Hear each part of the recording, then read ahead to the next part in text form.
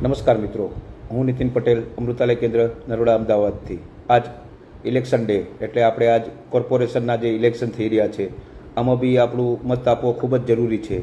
કોર્પોરેશનનું election એટલે આપણી આસપાસના એરિયામાં રોડ, ડ્રેનેજ, પાણીની વ્યવસ્થા સરખી રીતે ચાલતી રહે અને આપણો એરિયા ડેવલપ થાય એ માટે એ વ્યક્તિની જવાબદારી સોંપવાનો હક આપને આજ મળી રહ્યો છે. તો આ હકને આપણે સૌ નિભાવીએ એ માટે ખાસ આ વિડીયો અને આ વોટિંગને પ્રોત્સાહન આપવા માટે ખાસ આજ આ વિડીયો છે.